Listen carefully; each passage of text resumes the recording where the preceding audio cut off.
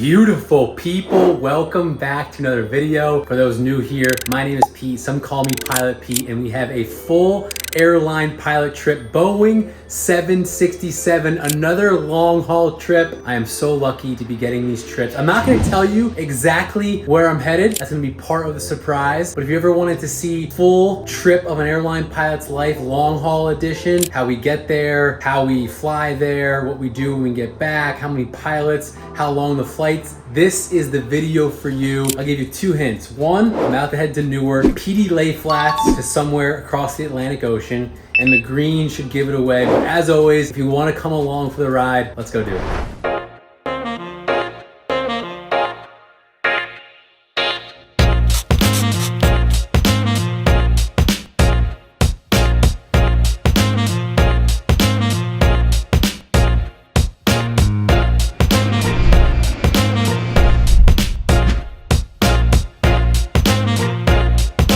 The bags are all packed. We're currently in New York City. Just packed everything up. Got the new iPad, company delivered just today. So we updated the charts. We're all set to go. Didn't have to pack for that long because I'm only gone for a little bit of time. So we're all set, ready to rumble. Again, it's a surprise though, but I'm ecstatic because this is my second long haul trip back to back. Had a few days off. Now we're back to work, and it starts with me sitting first class, really business class, but domestic carriers. It's first class, PD lay flats, my personal favorite. And we'll be enjoying some drinks, some food, some movies, and getting paid to do it. You really can't beat that. The trip starts with the deadhead. So for those who don't know what a deadhead is, that's when the airlines pay for their crew to get in possession, whether it's flight attendants or pilots.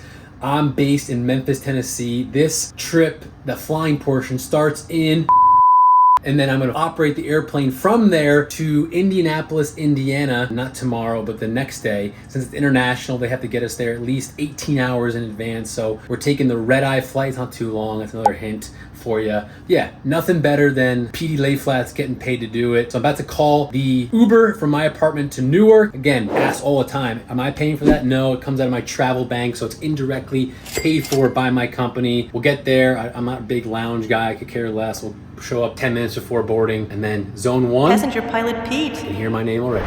So how the deadhead and the PD lay flats works is the company paid for my first class ticket from Memphis. I believe their ticket went through Charlotte and then to my destination tonight. Since I don't want to go to Memphis or Charlotte for that matter, I just booked a direct flight from Newark to my destination. Now, a little bit of an issue this month was the fact that the first class ticket that they bought on that airline cost them like $2,700. Well, for whatever reason, my first class ticket was closer to $5,400. So they're not gonna cover the difference. That's on me. Well, I don't wanna pay out of pocket $2,500. So what I did is I had other deadheads to Miami, if you had watched the previous Latin American vlog, and then back from Miami. So I didn't end up buying a ticket for those flights to and back from Miami. I just jump seated for free, which is a privilege and a perk that us airline pilots get. So what I ended up doing is I stacked that bank money to be able to first class this flight to where I'm going. Because I knew, you know, flying to Miami on a confirmed seat, yeah, it's nice, but it's 2.5 hours. If I get stuck in the jump seat, whatever, it's not that big of a deal. Where I'm going, a little bit further, it's a red eye. First class is really first class with PD lay flaps, which is my favorite. Makes for a great Instagram story as well. So of course, I'm gonna do it. So I was able to make up that difference where none of this money actually comes out of my pocket. The company is fully paying for the deadhead. And again, they would no matter what as well. It's just when you deviate, meaning you don't fly out of Memphis, you cancel a ticket. It's on your own what you pay for and how you get there. So that's what we're doing. Our flight's at 7:30. It's currently 5:50. So cutting it a little bit close, but we shouldn't have a problem. And the next stop will be Newark Airport. We have arrived to Newark 6:30. Board's at 6:45, so 15 minutes. Love to see it. Luckily, I'm a crew member, even though I'm not in uniform. I can still go through KCM, known crew member. Although I'm looking at the sign, it might be closed. Nope, there it is, it's open. So how it works is basically there's a special security for crew members. We can get randomed, which would mean we have to go in line with the normal muggles, but I don't want to say 50-50. It's usually like 30 to said 40% of the time we get random checks. So fingers crossed we don't, and then I'll be at my gate. It's weird going to Terminal A. I'm usually in Terminal C flying wide bodies to where I'm going, but for whatever reason, I think I'm on a 7.5 or 7.6, probably 7.5, but it's Terminal A. So who knew? Here we are, Terminal A KCM. We're gonna try our luck and hopefully get through. And just like that, we made it through KCM, didn't get random, so we're happy about that. And I am shocked. It's not a 7.5 or a 7.6. It's a 777 to our destination. I just figured it was a smaller plane because the flight time isn't that long. I guess it must be a popular route with a lot of people. So PD lay flats, 777, next stop, who knows? All right, this is a little PSA for all you folks. Don't crowd the boarding area prior to boarding. Crew members, gate agents, we call them gate lice. Nobody likes them. It just gets in the way of everyone. So just wait till your zone's called. We're all gonna board. We're all gonna get on. We're all going to the same place. I know some of you will say, Pete, well, hey, I wanna make sure my bag fits. I know that. But there's almost guaranteed space unless you're like zone 18. So just don't be a gate lice. No one likes them. All right, here's my home for the next 7 hours. PD lay flats, let's go. 15L, welcome aboard. Sun is setting here in Newark. Usually I'm the one pre-flight and walking around the engines, but not this time, folks. PD lay flats, champagne, movies, relaxing. Newark 2. Where are we going?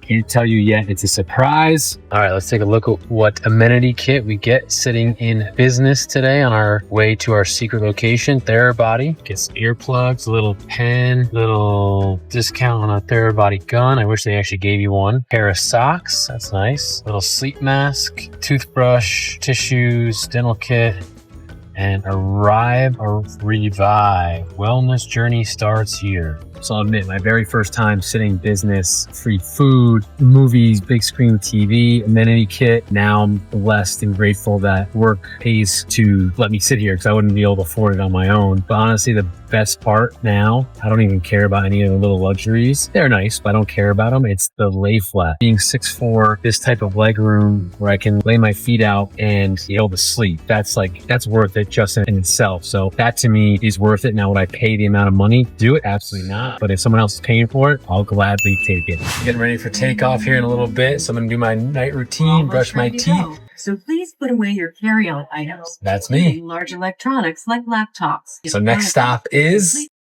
can't tell you just yet. I will see you guys there in 7 hours.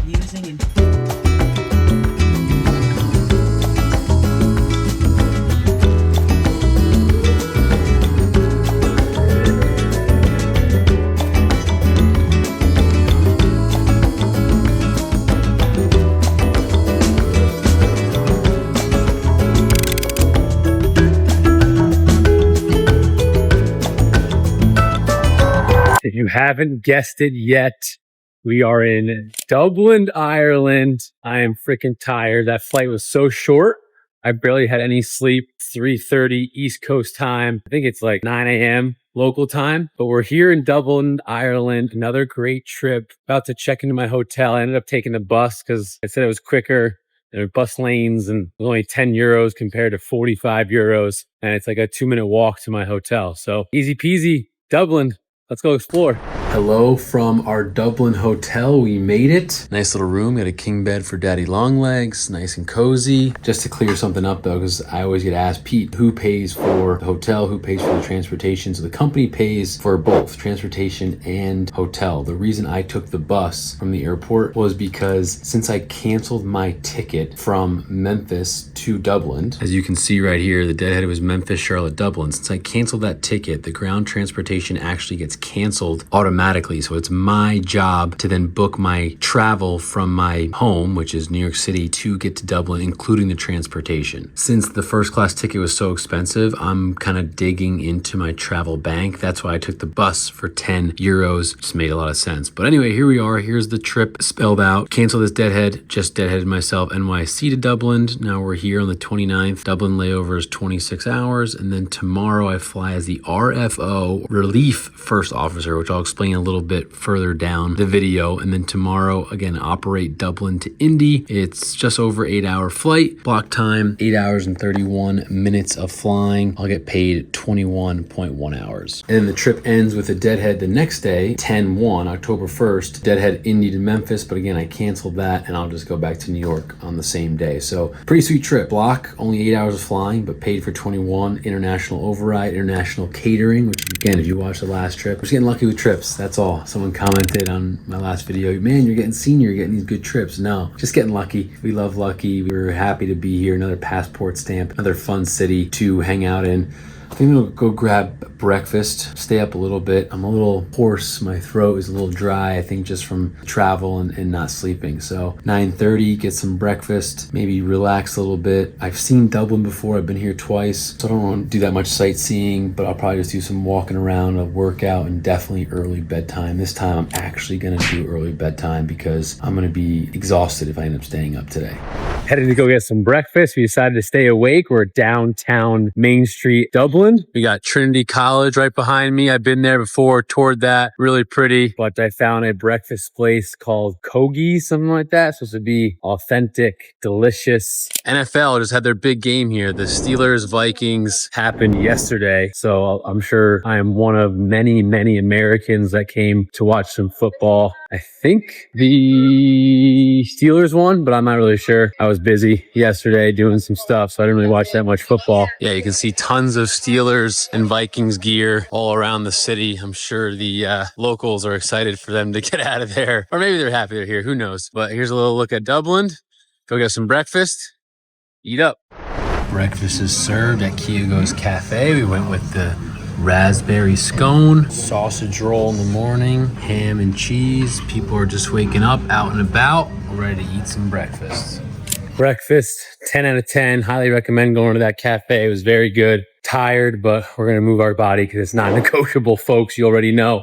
Oh, and I do have news. So I've been trying to raise money for the New York City Marathon. Instead of just asking for donations, which I'm still asking for, I am making it a little bit more fun. You can actually win a flight with me. Yes, that's right. Go fly around New York City in a private plane. There's a separate post on my Instagram, my YouTube, and my TikTok if you want to hear all about it. But basically, it's $50 to enter. Every $50 increment gets you entry at random in 2 weeks from now. I am going to select a lucky winner for you and a +1 to come flying around NYC with me in a little plane. So it's a great way for you to not only donate to a great cause, but also your chance to win a flight with me around New York City. So can't beat it. Link is in the description below. All you got to do is donate to the fund. Any questions, you can comment below or DM me on Instagram. I'll see it and get back to you. But yeah, gonna do a couple miles. We're here in the famous downtown Dublin, the Temple Bar. I went here in my last layover, didn't have a Guinness because I had one at the Guinness factory and I'm not a big Guinness guy or a big drinker.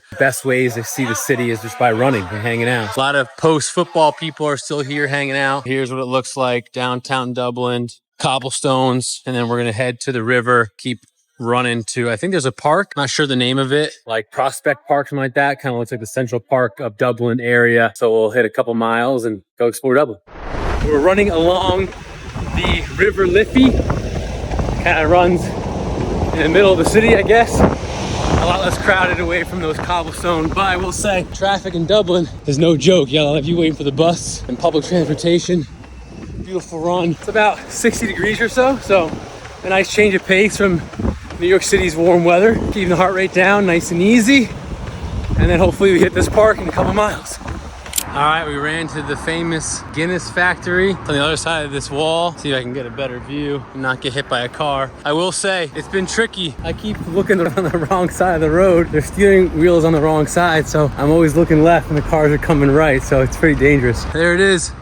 The Guinness factory. I went to it last time I was here and I'm not a beer drinker, so it was cool. Definitely recommend it if you're in Dublin, but no reason for me to go back. Plus the layover here is pretty short. I've never seen it from this view, but it's back there is the entrance at the big banner, lovely day for a Guinness. I beg to differ. I would have that slogan say lovely day for a run, but that's just me.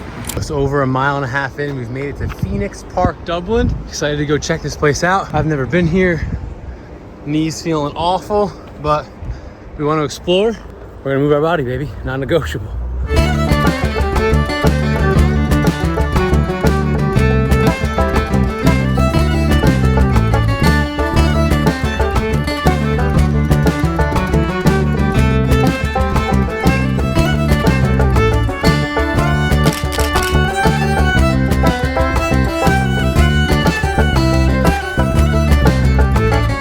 know where the heck I am or what this is, but we love a grass track. People are circling it, got groove marks. Maybe some sort of like horse race place or dune carts or something, I don't know, but feels a lot better on the knees running on grass than pavement, so figured why not. Well, folks, I found my answer of what exactly this big pitch is. The only reason I found out my answer was because of this sign. An official sponsor of the All Ireland Polo Club. How cool.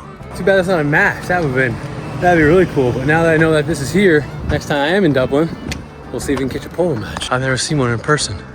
Never been on a pitch. I think it's called a pitch, field, whatever. So last week I was in Buenos Aires and I found the Washington Monument there. This week I'm in Dublin, Ireland of all places, and look what I found. The freaking Washington Monument. Who would have known? Washington, D.C. not only made one, George Washington himself, in Washington, he put one in Buenos Aires and he put one in freaking Dublin, Ireland. The more you know, folks. You thought this was just a pilot vlog to learn about airline. You learn history on this channel. You learn history that you never knew. So next time you're on Do You Want to Be a Millionaire, and they ask you what other countries and cities besides Washington, D.C. is the Washington Monument, you know your answer. Buenos Aires and Dublin. Chase, I'm so sorry. Oh, darn. Sorry, the president.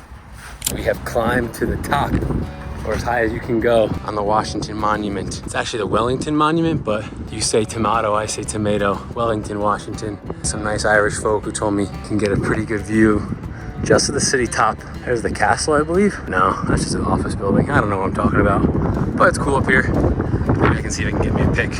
All right, pic secured. 3 miles to get home. Let's go finish up.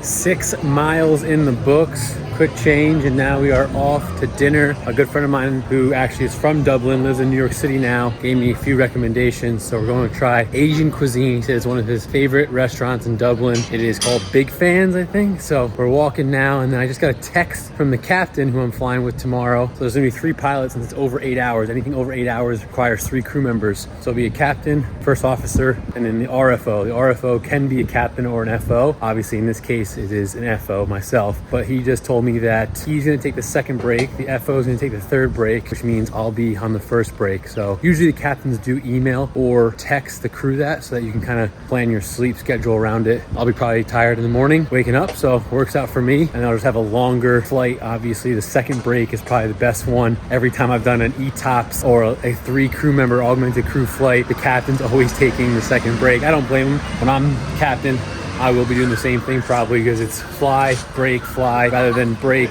and then fly, 6+ hours to Indy. So we'll go check out this restaurant, and then it'll be an early bedtime, because I think it's like a 4 a.m. wake up call we're gonna get for international call. I'm tired, want to eat and head to bed soon. All right, so it's a tapas style Asian place. So had the nice waiter come over and tell me what he recommends. There's gonna be a bunch of different things to try. I'm told him I was hungry, so we got 4 or 5 different plates coming. First up, the duck wings. All right, the rest of the food came out. We got the dumplings, the spicy chicken, and the pork bao bun. Duck wings were fantastic. Excellent dinner. Shout out to my buddy Dara. Spicy chicken, duck wings, bao bun, and dumplings, really good. Walking home, and look what I stumble upon. A gelato ice cream shop. See, this is one of my issues when I am on these work trips. I'm not really on vacation, so I shouldn't be treating myself, but it feels like vacation. So it's tough for me to really do it guilt-free. I don't know what I should do.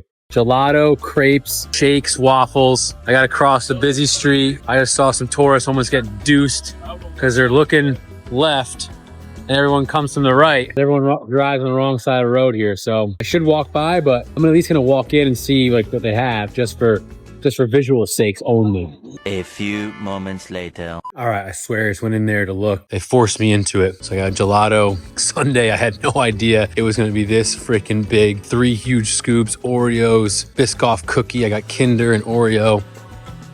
Sorry. Oh well, I ran 6 miles and I'm in Dublin. Cheers.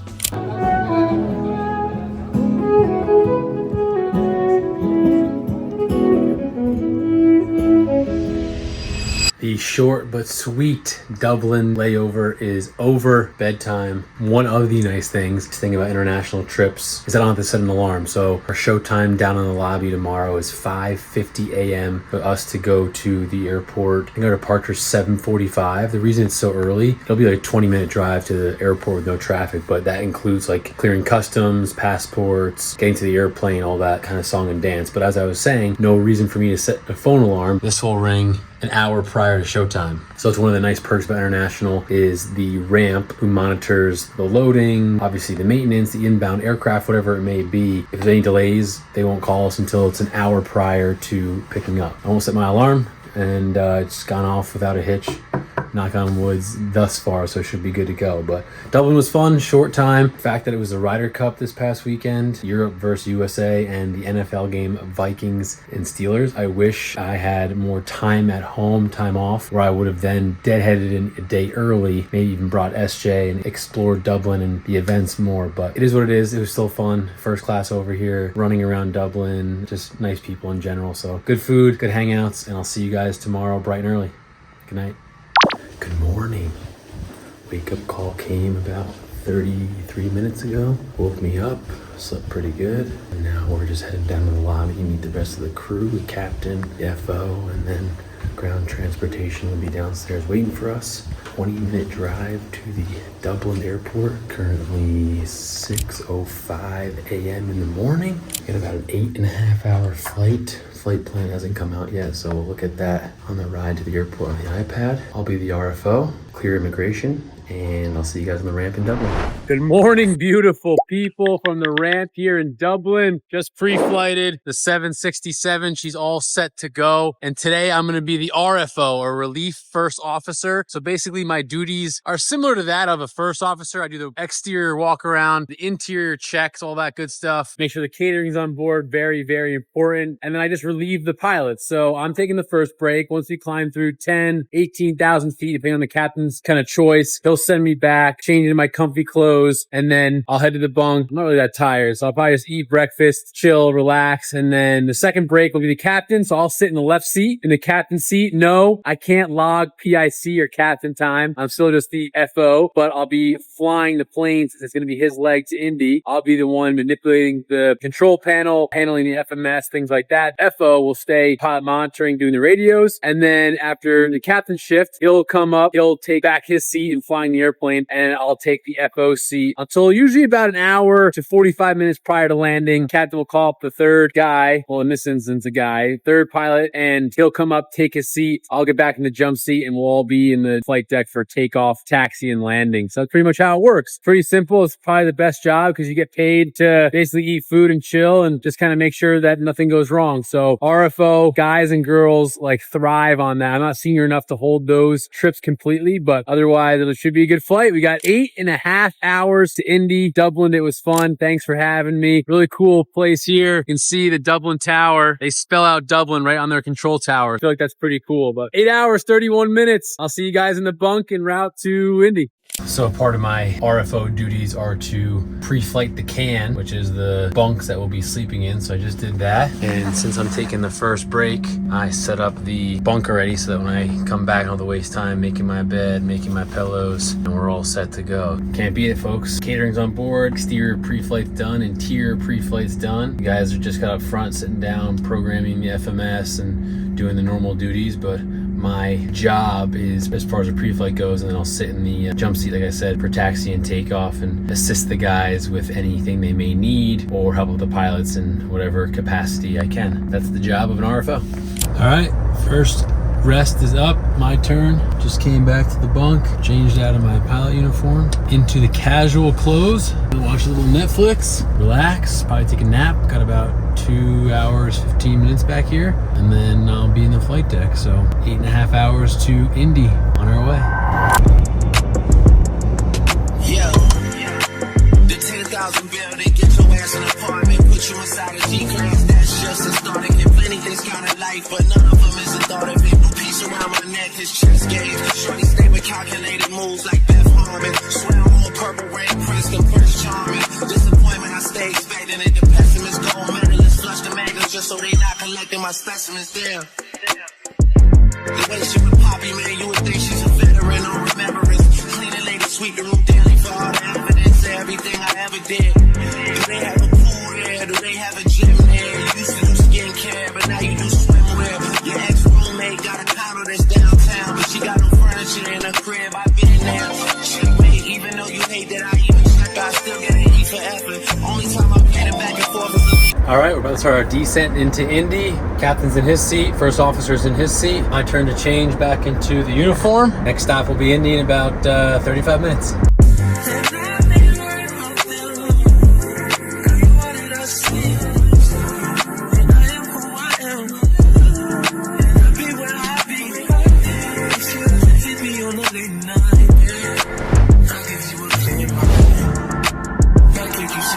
The inaugural flight from Dublin to Indy, I had no idea. We just completed it, landed, flight went great. I'm hustling to try to catch a commute flight back because this ends with a deadhead. Life of a pilot, we're always on the move, on the go. But the inaugural flight, they had cameras and photographers and stuff waiting for us as we landed. So maybe I'll be in the news somewhere, but let's hustle to known crew member. Hopefully don't get randomed and make this flight. Well, it was a long shot to begin with, but there's my plane, just got pushed back from the gate. I don't think I'm gonna make it. Luckily, that plane was going to LaGuardia. That's the one I really wanted to be on, and the one next to it. Thankfully, I live in New York, plenty of flights. The one gate that's still there as of now, that plane's going to JFK. Plenty of seats open. I don't have a confirmed seat because the PD lay flats to Dublin cost so much money. My travel bank money doesn't go that far, so I had to slum it and jump seat. So, oh well, we missed LaGuardia. That's all right. Just fingers crossed that they don't close the gate too early and I make this JFK one. Good news, folks. We're heading home. We made it to JFK. Got a good seat. Looks like we're all set. Trip's almost over, almost home. Excited to be there. Let's get out of here.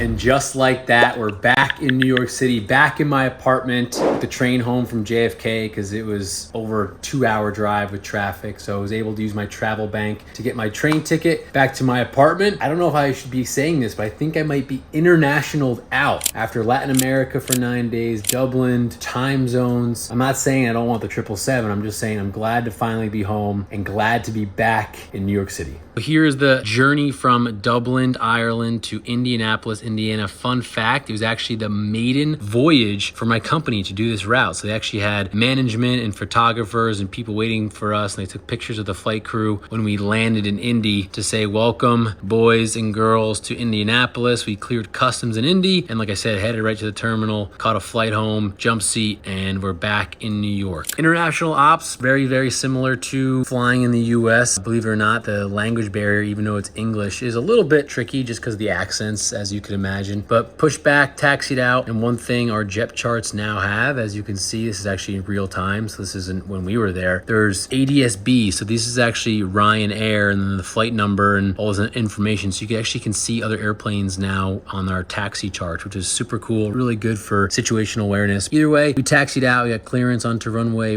16 here, told the taxi on November, and then hold short of November of Neptune. So it's a little different than they do in the US. We don't use points called Neptune, but there's that little point. Our 767 held out here because they had airplanes taxiing out from the passenger terminal and blasting off from that point on the runway. And they also had wide bodies flying full length as well that were probably super heavy. So we just hung out here, probably took 20 or 30 minutes to get off the ground holding. And then from there, we blasted off of 28 right. The departure procedure, which was called, where's the name? There it is. The Encore 2, pretty standard as it is in major airports. Fly here, go above there, fly there. The difference is, as you can see, they use flight levels starting at, I think it was 5,000 feet. Yeah, transition altitude 5,000 feet. So for those who don't know, flight level 180 means 18,000 feet in the US, but anything above 18,000 feet, we start using the terminology flight level. Well, leaving Dublin, they start using flight level 090, 050, passing through 5,000 feet. And then I can't tell you too much about the departure because at 10,000 feet, it was my turn to hit the bunk. So before we even crossed over the ocean, 10,000 10,000 feet. I got up from the jump seat, headed back to the bunk, got my iPad out, watched a little bit of TV, ate some food, a little snack, and then fell asleep for a good probably 2 hours or so. They rang me from the bunk. The captain went back, so I took his seat in the left seat, and no, I can't log PIC time. And by the time I got situated, got my iPad all set up, we were in radar contact. We were no longer over no radar contact. We were talking to Gander and Iceland and all these radios, and then finally Canada control. We were pretty much over land by the time the captain came back and switched out with the FO. So the first officer went back, I took his seat in the right seat, and then we continued on. And then right before we started our descent and arrival into Indy, he came back, we all put our uniform on, and we started the approach into Indianapolis. So that's definitely the most unique thing about an augmented crew, or a crew more than 2 pilots. It's just the shift changes. So captain, it's his or her discretion on who gets first break. Captain wanted the second break. The first officer got the second choice. He took the last break, so I was stuck with the first one. No problem, because it was early wake up in Dublin, so I was pretty tired. I was able to get some sleep. And then all of us changed out of our pilot uniform right off the bat, because it's just super, not uncomfortable to wear that the whole time, but